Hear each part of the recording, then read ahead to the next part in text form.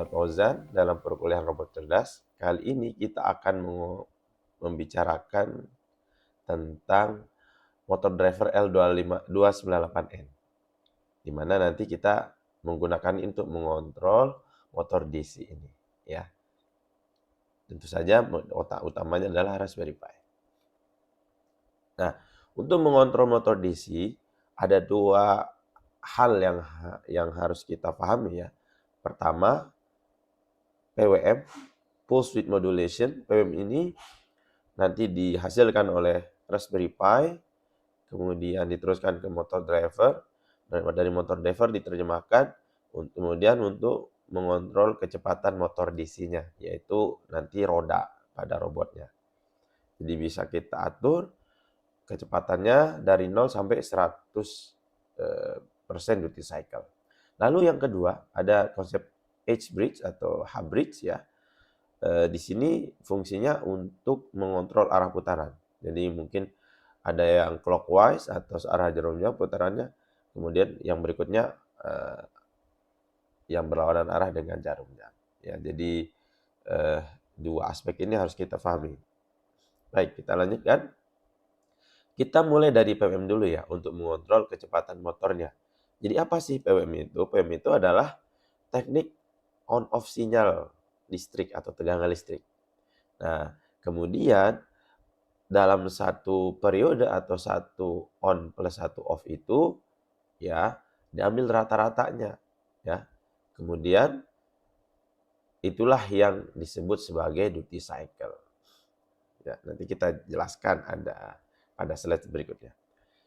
Nah, ini yang menarik, semakin tinggi duty cycle, maka semakin besar juga tegangan rata-rata yang dihasilkan. Ya, maka kecepatan motor DC-nya lebih besar. Tapi semakin kecil duty cycle, maka tegangan rata-rata ideal juga semakin kecil. Artinya apa? Kalau semakin kecil tegangannya, otomatis kecepatan motor DC-nya juga akan menurun. Nah, ini kita ke duty cycle. Jadi saya memiliki sebuah tegangan 0 sampai 5 volt. Kalau pulse-nya begini atau landai sama sekali, maka duty cycle-nya 0%. Taunya dari mana? Nah, kita coba ini.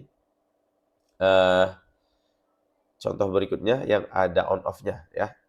Nah, ini saya memiliki sebuah tegangan, anggap saja ini yang sumbu Y-nya ini detik. Nah, dari tegangan ini dia 2 detik high gitu, ya, 8 detik off atau on. Off 2 detik on, 8 detik off gitu, ya. Jadi cuma 2 detik di posisi 5 volt, kemudian 8 detik berikutnya dia 0 volt. Tapi berikutnya 2, 8, 2, 8 begitu terus. Jadi ini sebuah sinyal kotak periodik sebenarnya. Nah, dari sini kita bisa mengukur duty cycle. Gimana caranya? Duty cycle adalah T on, ya, yang dia high-nya itu dibagi T on plus T off dikali 100%. Kalau kasus kita kan T on-nya 2, T off-nya 8. Maka dengan memasukkan ke rumus itu, maka kita peroleh duty cycle-nya 20%. Artinya tegangan rata-ratanya adalah 20% dari 5 volt, ya. 5 volt kan high maksimum, tegangan maksimumnya, ya.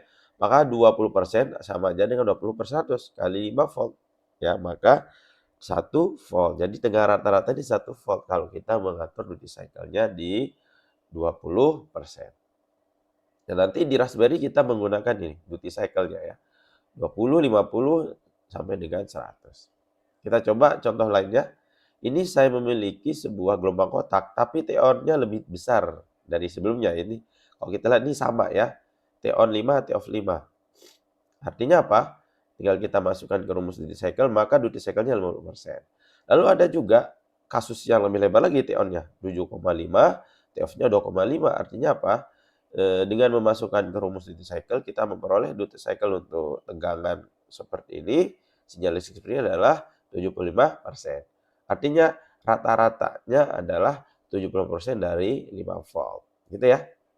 Yang terakhir ini, saya memiliki tegangan on semua. Maka ya ini pasti 100%, ya, tidak ada T off-nya. Artinya 5 kali 100% ya tegangannya 5 volt tegangan untuk tegangan rata-rata. Jelas, ya? Nah, begitu ya tentang PWM. Jadi kita bisa atur 0 sampai 100. Selanjutnya kita ke mengontrol motor DC menggunakan H-bridge, yaitu arah putarannya. Tapi sebelum itu kita bahas transistor, karena ini intinya sebenarnya ya. Jadi apa itu transistor? Transistor itu adalah perangkat atau device atau komponen elektronik yang tersusun dari bahan semikonduktor. Inilah yang merevolusi dunia komputer ya. Nah, untuk bipolar junction transistor atau transistor BJT ada dua jenis ya. Ada PNP sama NPN. PNP ini adalah positif di emitter, negatif basis, positif kolektor. Jadi semikonduktor tipe P dihubungkan dengan tipe N dan tipe P lagi. Nah, jadi seperti ini. Lalu ada juga tipe NPN, yaitu negatif, positif, negatif. Negatifnya di kolektor, tipe negatif ya semikonduktor dihubungkan dengan tipe positif semikonduktor dan dihubungkan dengan tipe negatif semikonduktor. Nah, tapi meskipun beda jenis, tetap nama pinnya sama ya. Ada basis untuk B, emitter untuk E, kolektor untuk C ya. Lalu bedanya apa ya? Kalau kita lihat sih ada sedikit perbedaan. Contohnya untuk PNP. PNP ini mengalirkan arus, nah perhatikan ya, dari emitter ke kolektor. Jika atau ketika ada arus kecil pada basis yang dihubungkan ke ground dari sumber tegangannya. Hati-hati ya perbedaannya. Lalu untuk NPN, dia mengalirkan arus dari kolektor ke emitter jika ada arus kecil pada basis yang dihubungkan ke kutub positif. Jadi kalau yang NPN basisnya dihubungkan dengan VCC gitu ya, untuk kutub positif, sedangkan PNP basis ini dihubungkan ke kutub groundnya atau negatif. Itu perbedaan keduanya. Nah, supaya lebih jelas, kita coba memberikan simulasi ya untuk transistor tipe NPN, yaitu negatif, positif, negatif. Nah, jadi terdiri dari dua lapisan ya, semikonduktor tipe N dan tipe P. Nah, di apa namanya, seperti itu ya. Nah, kita coba berikan simulasi ya terkait bagaimana sih kinerja transistor itu.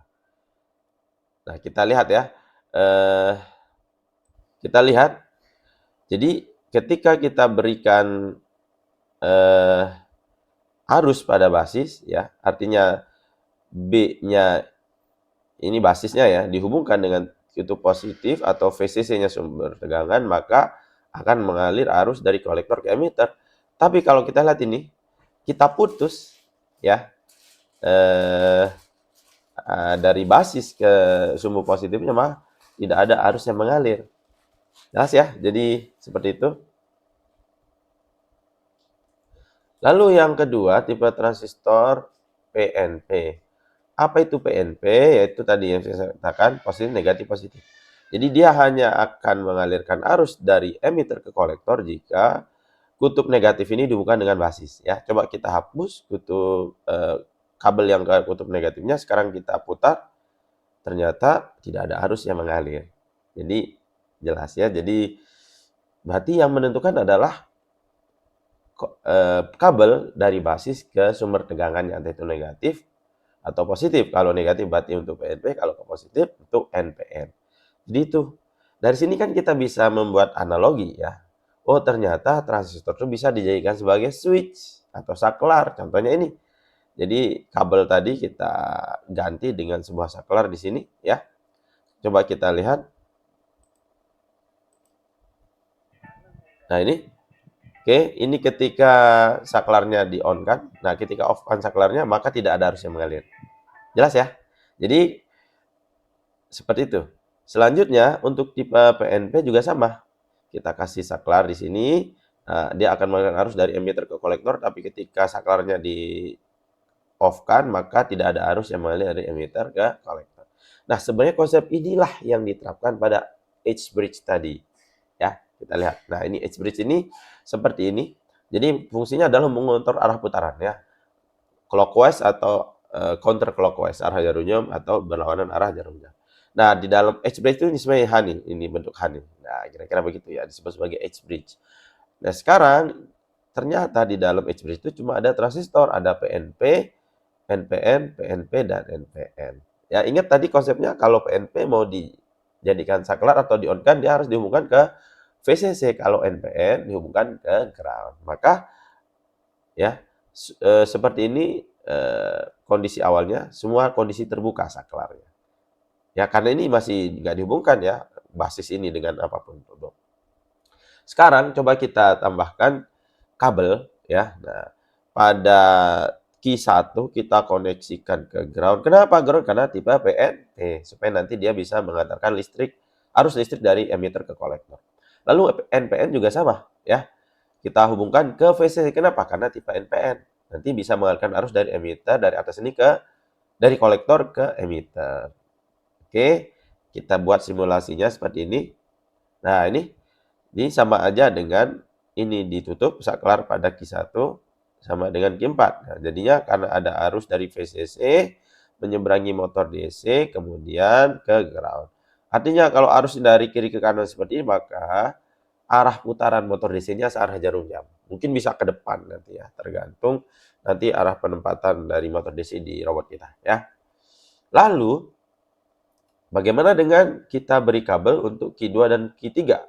Karena Q2 ini adalah NPN, maka ke VCC, Q3 PNP, maka ke ground. Maka bagaimana bentuknya? Nah, seperti ini. Sekarang arah harusnya dari kanan ke kiri. Maka arah putarannya juga mengikuti arahnya. Jadi berlawanan arah jarum jam. Ya. Jadi sesimpel itu. Mudah ya memahami cara kerja H-bridge pada IC nanti IC L298N. Nah, baru kita ke sini yaitu L298N motor driver. Ini yang sering kita gunakan untuk proyek-proyek elektronika, salah satunya robotik ya, karena harganya terjangkau ya. Oke, nah ini adalah IC L298N yang saya blok di sini, yang gede sendiri ya. Nah, di dalam ini terdapat H-bridge, ada dua H-bridge-nya ya. Jadi kita bisa mengontrol gerakan motor DC sebanyak 2 karena ada 2 H-bridge ya. Kiri kanan saja gitu ya. Oke. Nah, inilah datasheet. Sebenarnya banyak ya. Nanti saya ceritakan di perkuliahan ini saya kasih datasheet lengkap. Jadi yang penting adalah ini. Jadi kalau kita lihat arus maksimumnya untuk L298N motor driver maksimum 4 ampere. Jadi sangat besar ya. Lalu, nah, untuk tegangan yang masuk minimal 2,5 volt sampai dengan maksimal 46 volt. Jadi luas sekali range-nya. Dan untuk input low voltage ya, untuk logika low ya, maka min 0,3 sampai 1,5. Tapi kalau logika high minimal 2,3 sampai maksimal VSS sampai 46. Ya, kita aman, Raspberry Pi kita adalah pada high-nya pada 3,3 volt ya. Jadi low-nya pasti 0 volt. Jadi ini terpenuhi spesifikasi ini untuk dikontrol langsung melalui Raspberry Pi kita. Oke. Nah, ini pin out-nya dari motor drivernya ya, ada VS, GND, VSS sampai dengan pin ke-9, out 3 dan out 4. Saya jelaskan satu persatu secara singkat. VS ini adalah yang terkoneksi langsung ke rangkaian H-bridge IC L298N ya, rentang tegangan yang diperbolehkan yaitu 5 sampai 12. Kemudian GND yaitu ground nanti dikoneksikan dengan sumber tegangan. Lalu ada VSS ya, VSS ini memberikan daya ke IC L298N pada rentang tegangan 5 sampai 7 volt. Jadi kalau kita memiliki sumber tegangan 5 volt, sebaiknya kita ke VSS ini. Ya misalkan untuk mengontrol motor ya. Lalu untuk memberikan power ke motornya atau motor DC-nya. Tapi kalau kita punya tegangan mungkin 12 volt, nah, maka VCC-nya kita ke pin 1. Itu bedanya ya. Kalau misalkan 5 volt ke pin 3 VCC dari baterai kita, tapi kalau baterai kita tegangannya di atas 5, misalkan 7, 8, 9, 10, 11, maka ke pin 1. Ground-nya tetap ke pin 2 ya. Itu bedanya. Lalu enable E untuk mengontrol kecepatan motor A, yaitu yang output-nya nanti output 1 dan output 2 ya. Lalu enable B untuk mengontrol kecepatan motor B ya. Lalu kita lanjutkan in 1 dan 2 ini adalah untuk mengontrol arah putaran. Ya, jadi kalau saya in satunya high, in 2 low, maka putarannya mungkin searah jarum jam. Tapi kalau in 1 low, in 2 high, maka dia berlawanan arah jarum jam. Kira-kira seperti itu aja konfigurasinya ya. In 3 dan 4 untuk motor B. Out 1 dan 2, nah ini output dari yang dihubungkan ke motor A tadi. Misalkan ini terkoneksi langsung dengan in 1, in 2. Sedangkan out 3 dan 4 nanti dikontrol melalui NB INB, IN3, dan IN4. Jelas ya?